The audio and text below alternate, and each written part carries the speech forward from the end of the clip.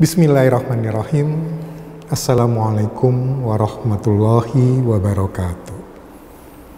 Alhamdulillahirabbil alamin, wassalatu wassalam ala asrofil anbiya'i wal mursalin wa ala alihi washabbihi ajma'in, amma ba'd. Alhamdulillah, hari ini kita bertemu lagi di dalam pelajaran Bahasa Indonesia kelas 7B. Hari ini kita masih membahas tentang bab deskripsi, tetapi untuk hari ini tidak membahas secara khusus tentang deskripsinya, tetapi karena pekan sebelumnya, pekan yang lalu kita sudah membahas tentang penggunaan bahasa dalam teks deskripsi, dan salah satunya telah disinggung tentang penggunaan majas atau gaya bahasa. Dan insya Allah hari ini kita akan membahas lebih jauh tentang apa itu majas dan juga macam-macam majas. Baik. Baik. Ustadz akan men-share bahan untuk pelajaran hari ini tentang majas. Baik, majas, gaya bahasa. Yang pertama,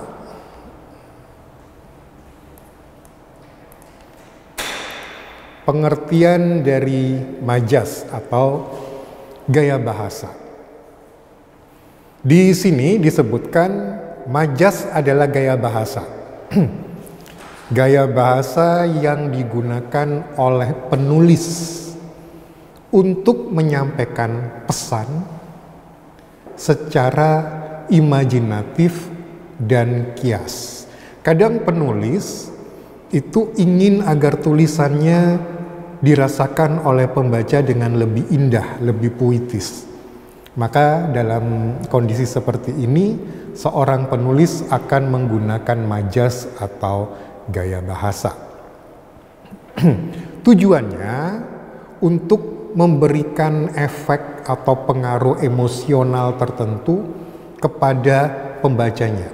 Jadi arah tujuan dari penggunaan majas adalah untuk menimbulkan emosi tertentu pada diri pembaca. Dan seringkali majas ini bersifat tidak sebenarnya, hanya merupakan kiasan. Majas sendiri pada dasarnya terbagi menjadi 4. Tapi Ustadz kasih kesempatan mencatat ini dulu, silakan. Tentang pengertian majas. Dan kalau ada yang kurang paham, bisa langsung ditanyakan, bisa lewat chat atau ditulis secara langsung.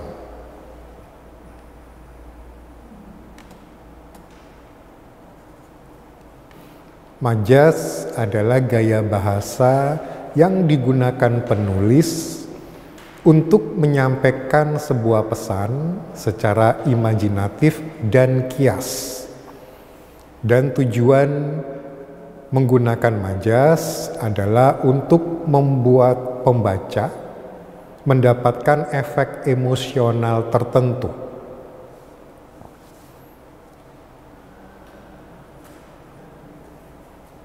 Baik, Ustadz lanjutkan ya. Yang berikutnya adalah macam-macam majas. Pada dasarnya, majas itu dibagi menjadi 4 golongan besar.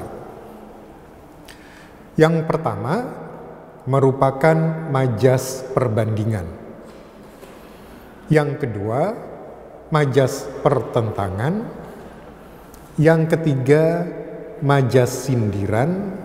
Yang keempat, majas penegasan. Dicatat. Jadi ada 4 golongan besar majas. Yang pertama, majas perbandingan. Yang kedua, majas pertentangan. Yang ketiga, majas sindiran. Dan yang keempat, majas penegasan. Nanti masing-masing golongan ini mempunyai lagi jenis-jenis tertentu. Seperti majas perbandingan, itu ada 10 jenis majas perbandingan.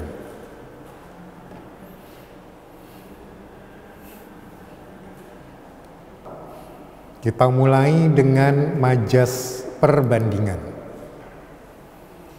Majas perbandingan merupakan gaya bahasa yang digunakan untuk membandingkan, menyandingkan atau membandingkan suatu objek dengan objek lain, suatu benda dengan benda lain. Bagaimana membandingkannya? Membandingkannya melalui proses penyamaan, pelebihan, atau penggantian. Kalau penyamaan berarti dua objek ini disamakan. Kalau pelebihan berarti salah satu objek dilebihkan dari yang lain. Kalau penggantian berarti satu objek digantikan dengan objek yang lain. Sambil dicatat. Jadi gaya bahasa ini menyandingkan atau membandingkan dua objek yang biasanya mempunyai kemiripan atau kesamaan. Makanya prosesnya ada proses penyamaan, ada proses pelebihan, dan ada proses penggantian. Kalau menggantikan, tentunya menggantikan dua hal yang mempunyai kemiripan. Jadi golongan majas yang pertama adalah majas perbandingan. Baik, jadi Ustadz ulang sekali lagi. Majas perbandingan itu merupakan gaya bahasa yang digunakan untuk menyandingkan atau membandingkan satu objek dengan objek yang lain. Proses yang dilakukan adalah dengan menyamakan, melebihkan, atau mengganti. Seperti tadi sudah Ustadz bilang, majas perbandingan ini mempunyai 10 jenis. Apa saja? Ini 6 yang pertama. Sambil mencatat, sambil mendengarkan penjelasan Ustadz. Majas perbandingan yang pertama adalah personifikasi. Personifikasi. Person itu adalah orang. Jadi personifikasi merupakan proses mengorangkan. Mengorangkan suatu benda mati. Atau kalau di sini di dalam definisinya disebutkan gaya bahasa personifikasi menggantikan fungsi benda mati yang dapat bersikap layaknya manusia. Atau pemahaman yang lebih mudah, memberikan sifat manusia kepada benda mati, atau membuat benda mati seolah-olah bisa melakukan hal-hal seperti yang dilakukan oleh manusia. Itu personifikasi. Contohnya,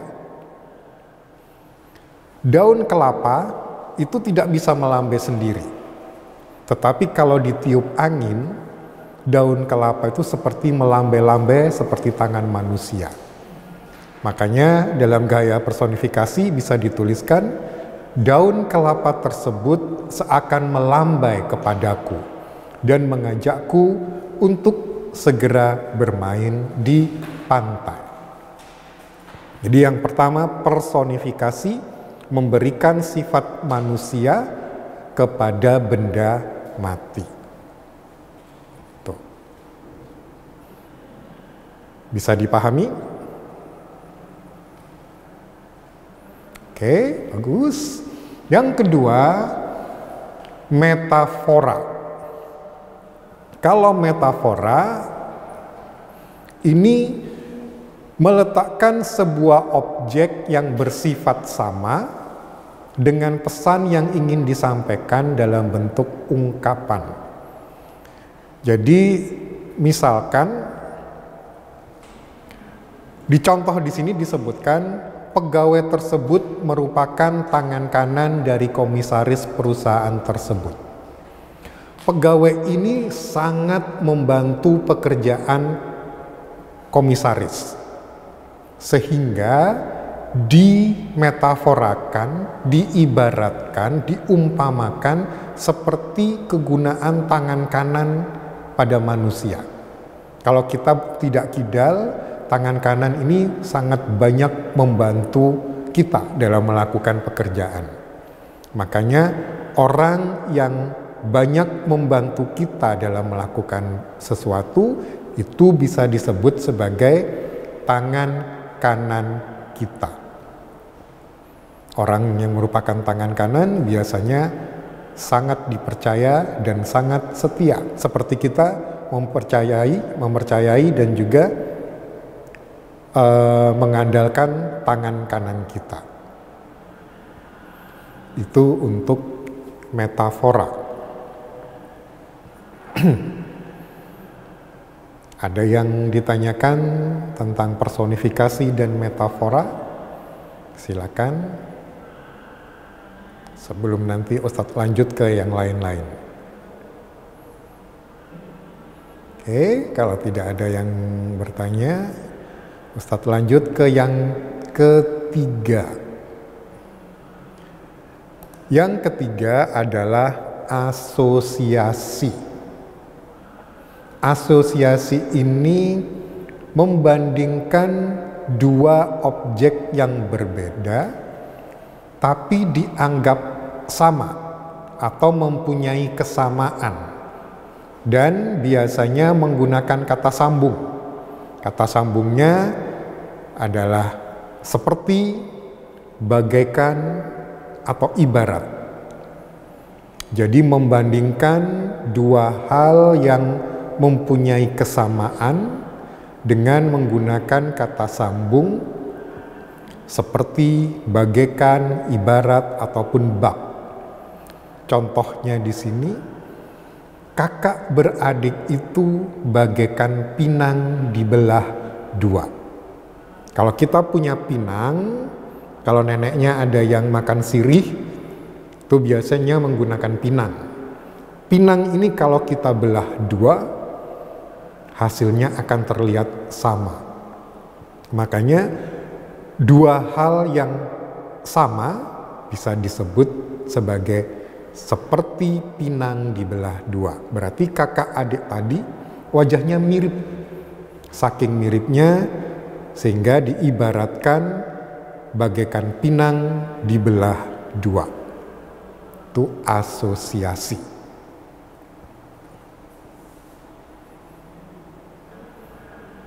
Yang nomor 1, 2, 3, personifikasi, metafora, dan asosiasi ini menyamakan. Kan tadi pengertian dari majas perbandingan itu dengan prosesnya, salah satunya prosesnya adalah menyamakan. Kalau yang keempat ini menggunakan proses yang lain, yaitu melebihkan.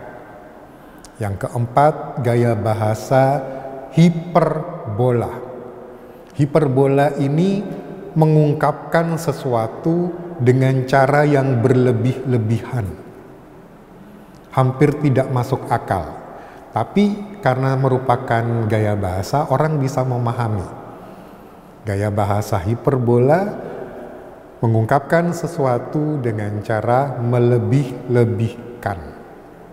Contohnya, orang tuanya memeras keringat agar anak tersebut dapat terus bersekolah. Gak mungkin orang tuanya memeras keringat. Tetapi memeras keringat ini diartikan bekerja keras. Ini melebih-lebihkan. Atau contoh yang lain, ada anak yang menangis dengan sangat, dengan nyaring sehingga air matanya mengalir dengan deras. Kalau menggunakan gaya bahasa hiperbola, bisa disebutkan anak itu menangis menganak sungai. Maksudnya air mata yang mengalir seperti anak sungai. Nah, ini berlebih-lebihan. Tetapi tujuan dari hiperbola adalah menyangatkan, memberikan kesan sangat. Seperti tadi memeras keringat, berusaha sangat keras. Air mata menganak sungai, berarti air matanya mengalir deras. Itu hiperbola.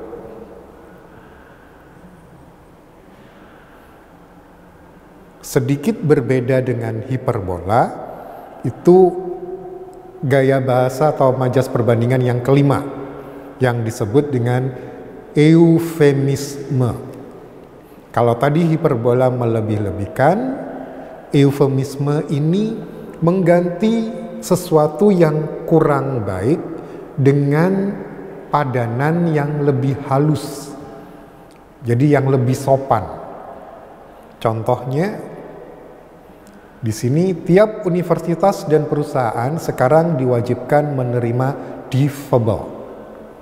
Dulu istilah yang dipakai adalah orang cacat. Tapi istilah orang cacat dianggap kurang sopan, sehingga diganti dengan yang lebih sopan. Penggantian pertama adalah disable. Dari bahasa Inggris, disable artinya orang yang tidak bisa, tidak punya kemampuan. Jadi dari cacat menjadi tidak punya kemampuan. Tetapi tidak punya kemampuan pun dianggap masih kurang sopan. Sehingga sekarang ditemukan istilah baru yaitu diffable, different ability. Bahasa Indonesianya orang yang mempunyai kemampuan yang berbeda. Karena misalkan orang tunanetra, nah ini sama juga eufemisme, dulu disebut buta. Istilah sekarang menjadi tunanetra, lebih sopan. Daripada bisu, lebih sopan kita mengatakan tunawicara. Daripada tuli, kita gunakan tunarungu. Orang yang cacat anggota badannya, kaki atau tangannya, kita sebut tunadaksa. Orang yang mempunyai kekurangan dalam hal mental, seperti orang idiot, itu halusnya disebut dengan tunagrahita.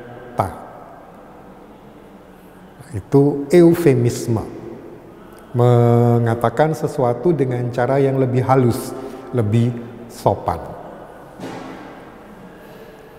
Yang keenam, ini yang biasa dilakukan di Indonesia.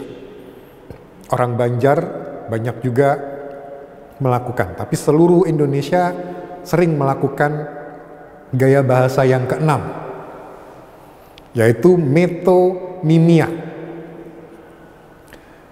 Metonimia ini menyandingkan merek atau istilah sesuatu yang merujuk kepada benda umum. Contohnya di sini, supaya haus cepat hilang, lebih baik minum aqua. Padahal yang Ustadz pegang adalah Cleo. Tetapi orang kebanyakan menganggap semua air kemasan itu namanya aqua. Kalau ada yang bisa memberi contoh lain, tulis lewat chat. Yang benar Ustadz kasih nilai tambahan. Silakan.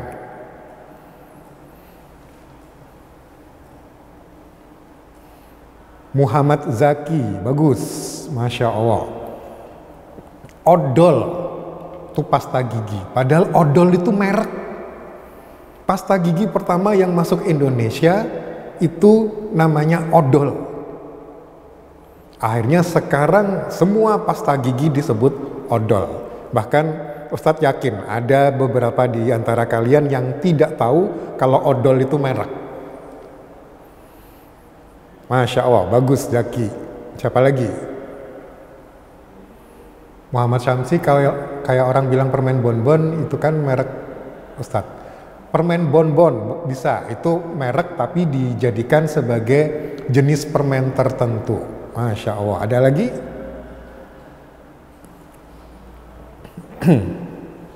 Dapat nilai tambahan. Ciki, Muhammad Farid Rizki. Hanya semua makanan anak-anak yang mirip dengan ciki disebut ciki. Masya Allah, bagus. Romero, KFC. Apakah semua ayam goreng disebut KFC? Tidak. Indomie, padahal mie sedap, betul. Semua mie kemasan itu disebut Indomie karena yang terkenal itu adalah Indomie. Tutup ya. Kalau setrup tidak. Yang dari Nafis, Avanza atau Triga juga bukan. Dari Fatur Rahim benar. Blue Band itu digunakan untuk semua margarin. Kalau jelly memang namanya jelly. Contoh yang banyak digunakan oleh orang Banjar itu Honda. Saya pinjam Hondanya ya, padahal yang dipinjam Yamaha. Tapi disebutnya Honda. Contoh lain, ini istilah orang Banjar. Ayo kita berkodak. Kodak itu sebenarnya merek kamera. Tapi di sini semua kamera akhirnya disebut Kodak. Banyak contoh lain, misalkan silet, pisau cukur. Silet itu merek dari bahasa Inggris jilet. Orang Indonesia tidak mudah menyebut jilet, akhirnya jadi silet. Akhirnya sekarang semua pisau tipis disebut pisau silet. Ya, sudah, yang ininya sudah ditutup. Baik, jadi itu tadi 6 contoh, 6 jenis majas perbandingan yang pertama, yaitu personifikasi, metafora, asosiasi, hiperbola, eufemisme, dan metonimia. Ustadz kasih waktu untuk mencatat lagi sebelum Ustadz lanjutkan yang ke-7 sampai ke-10.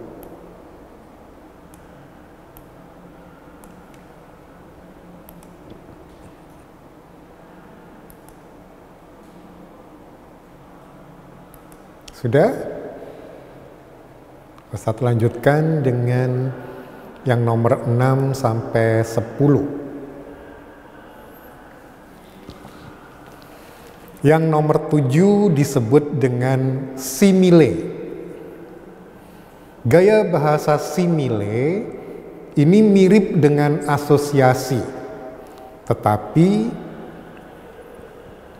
kalau tadi asosiasi membandingkan objek dengan objek, kalau simile ini membandingkan objek atau menyandingkan objek dengan kegiatan. Jadi bukan objek dengan objek, tapi objek dengan kegiatan.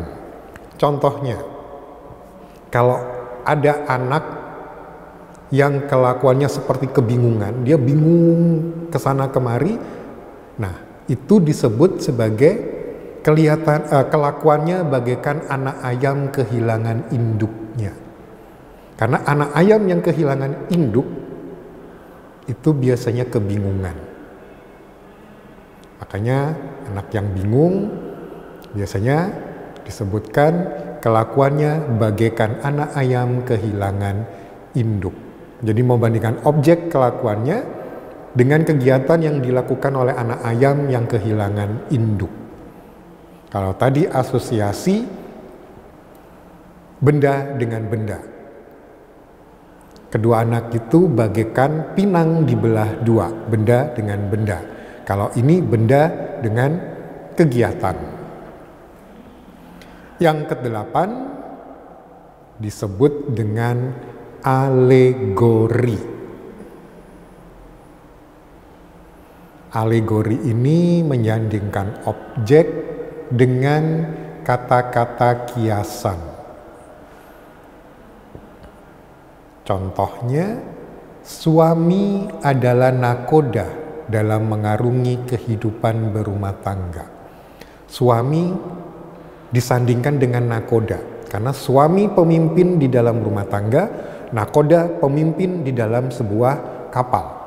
Rumah tangga disandingkan dengan kapal. Jadi suami adalah nakoda dalam mengarungi kehidupan berumah tangga. Karena keduanya sama-sama merupakan pemimpin. Itu alegori.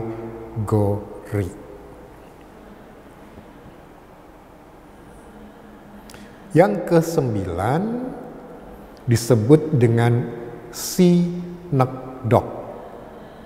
Sinekdok ini terbagi menjadi 2. Yang pertama sinekdok pars pro toto, yang kedua sinekdok totem pro parte. Bahasanya bahasa sulit karena dari bahasa Latin. Tapi Ustadz beri cara bagaimana mudah untuk memahami artinya. Sinekdok pars pro toto. Pars ini artinya adalah part kalau dalam bahasa Inggris, atau bagian. Pro ini untuk. Kemudian toto ini dari kata total. Total atau seluruhnya.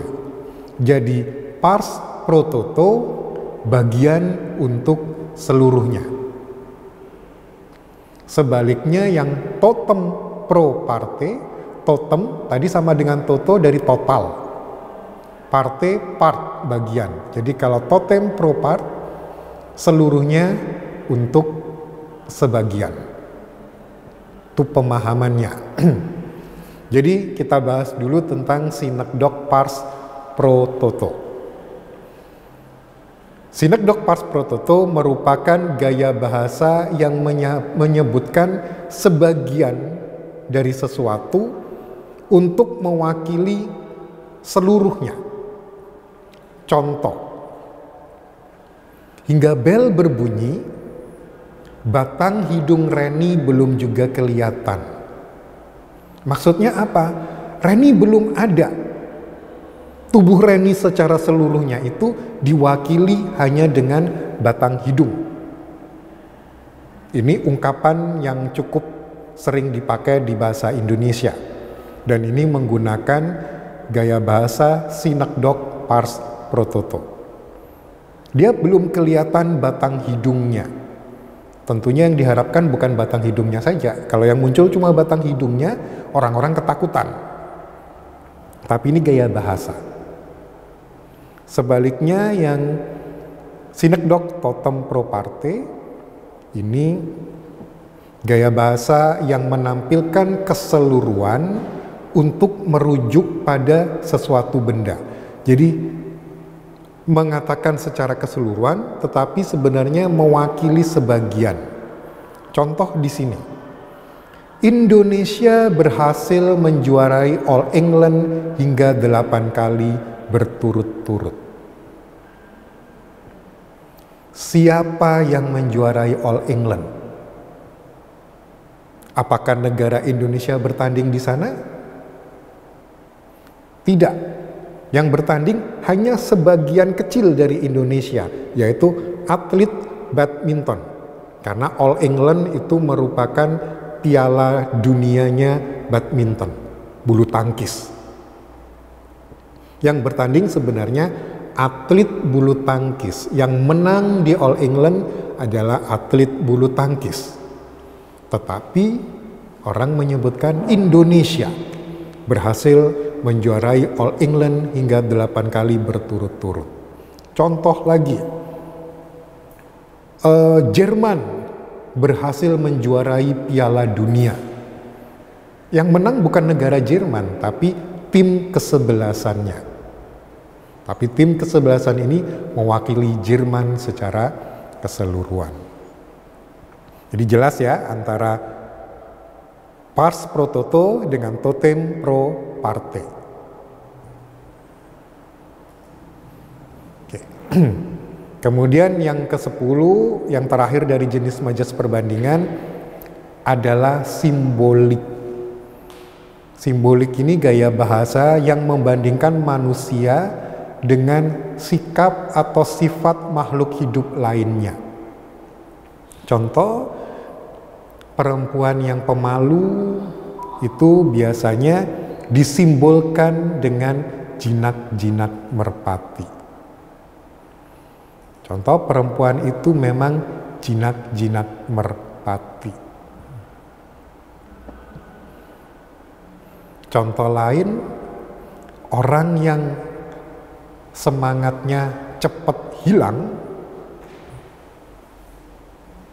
biasanya diibaratkan dengan ungkapan hangat-hangat tahi ayam. Karena tahi ayam tuh hangat tapi cuma sebentar. Kalau tidak percaya nanti pegang tahi ayam. Hangat atau tidak. Tapi sebentar aja sudah hilang hingatnya. Jadi orang yang suka melakukan sesuatu tapi kemudian cepat selesai, cepat putus asa, itu disebut hangat-hangat tahi ayam. Itu juga bahasa simbolik. Baik, silakan dicatat nomor 7 sampai 10. Kalau ada yang mau bertanya, silakan bertanya lewat chatnya. Ustadz beri waktu 2 menit untuk melengkapi catatannya.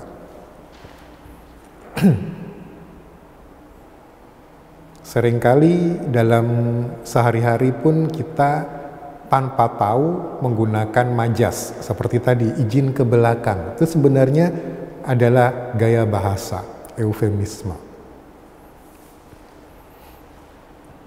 Atau seperti yang tadi, minta odolnya. Nah, padahal itu adalah gaya bahasa metonimia. Menyebutkan merek untuk mewakili benda.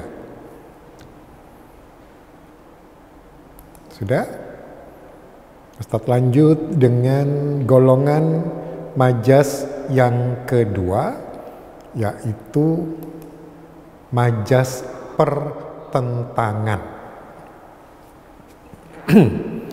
Majas pertentangan adalah gaya bahasa yang menggunakan kata-kata yang bertentangan dengan maksud yang diharapkan oleh penulis.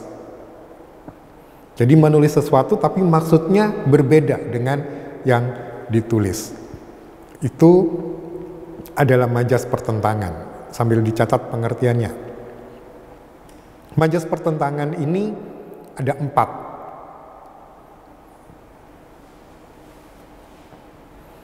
Apa saja majas pertentangan ini? Nah, yang pertama disebut dengan litotes. Litotes ini kebalikan dari tadi hiperbola. Kalau hiperbola melebih-lebihkan. Tapi kalau litotes ini ungkapan bahasa yang merendahkan diri. Jadi merendahkan diri dan jauh dari yang sebenarnya. Contohnya, selamat datang ke gubuk kami. Padahal rumahnya bukan gubuk. Tapi karena dia ingin merendahkan diri, maka disebut dengan selamat datang ke gubuk kami. Contoh lain, kadang kalau ada tamu di rumah, kita mengeluarkan air minum, kemudian mempersilahkan, silakan diminum, maaf hanya air. Padahal bisa kopi, bisa teh, bisa sirup.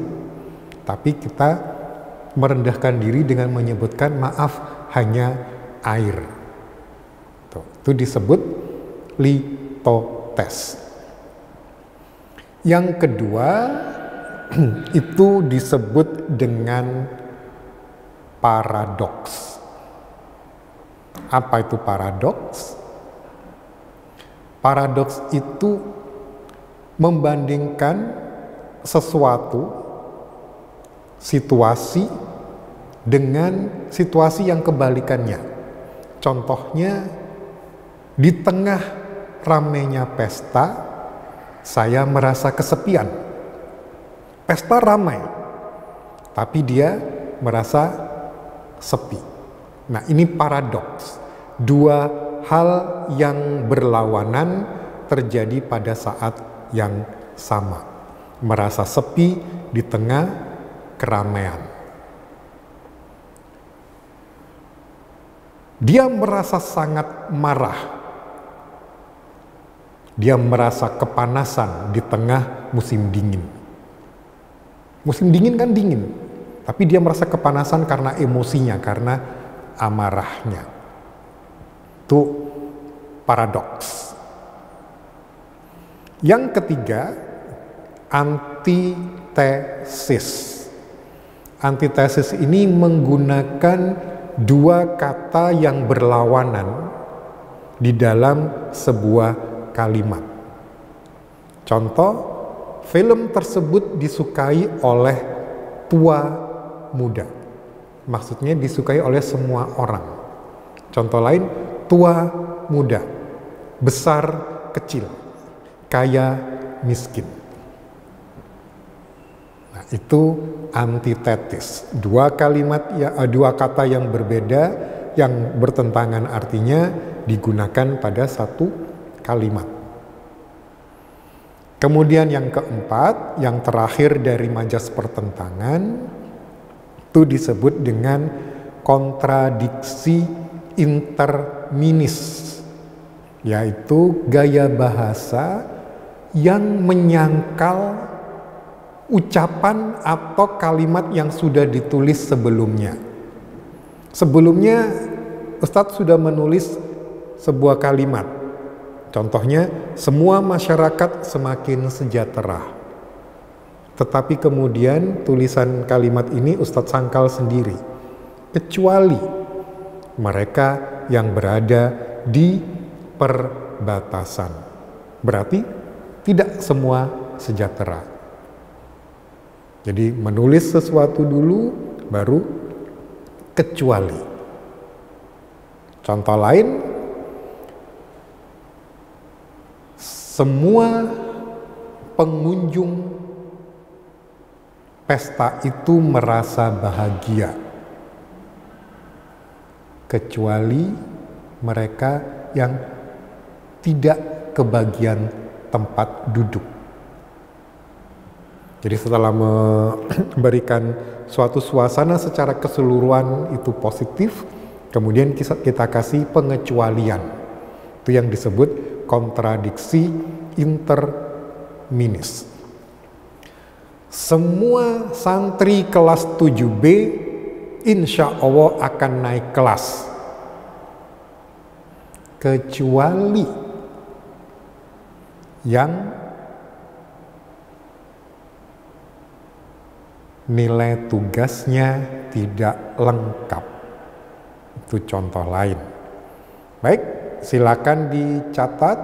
Kemudian kalau ada yang mau bertanya, silakan ditanyakan melalui chatnya.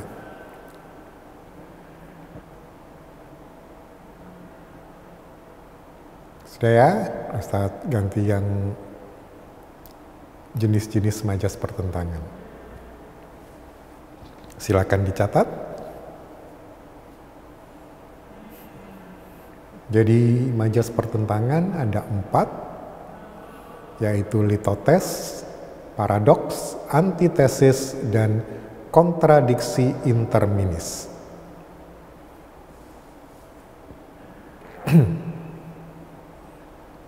Jadi dengan majas pertentangan kita sudah belajar 14 jenis majas. 10 majas perbandingan, 4 majas pertentangan.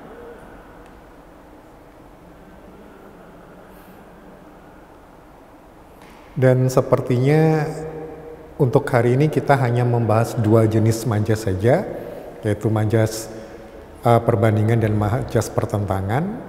2 jenis atau 2 golongan majas yang lain insya Allah akan kita lanjutkan pekan depan karena waktunya tidak mencukupi. Silakan kalau ada yang mau bertanya, diketik lewat chat.